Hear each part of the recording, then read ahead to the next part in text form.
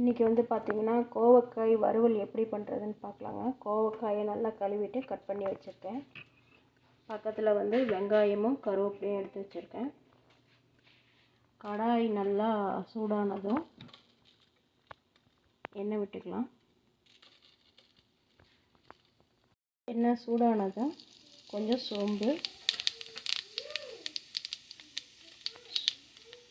சோம்பு நல்லா பொரிஞ்சதும்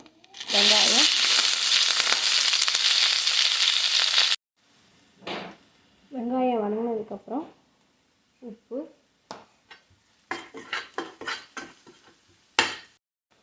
இப்போ வந்து கோவக்காயை சேர்த்துக்கலாம்.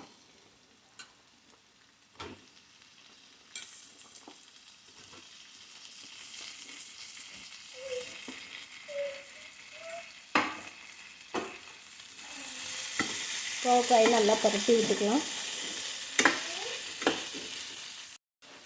கோவக்காயை நல்லா வதக்கியாச்சு. இப்போ வந்து மஞ்சள்தூள்,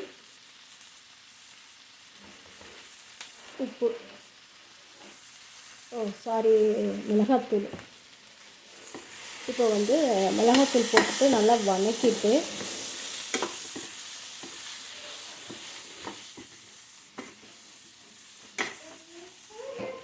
தண்ணி ஊற்றி வேக வைக்கணும். தண்ணி வந்து ரொம்ப ஊற்றக்கூடாது. ஒரு அரை டம்ளர் வேக வச்சு தண்ணி சுண்ட தண்ணி ஊற்றிக்கணும்.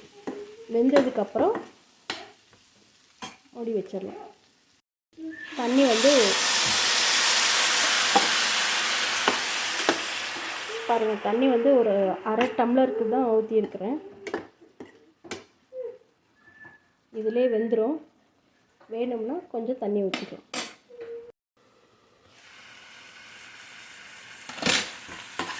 தண்ணியெல்லாம் வற்றிடுச்சு. அதனால் காய் வேகலை. இப்போ வந்து தண்ணி திரும்பவும் ஆட் பண்ணிக்கிறேன்.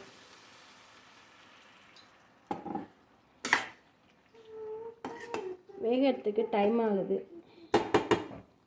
அதனால் தண்ணி ஊற்றிட்டு திரும்ப வேக வச்சு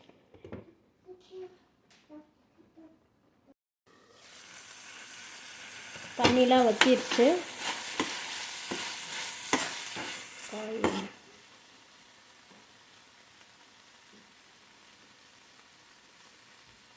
நல்லா வந்துடுச்சு.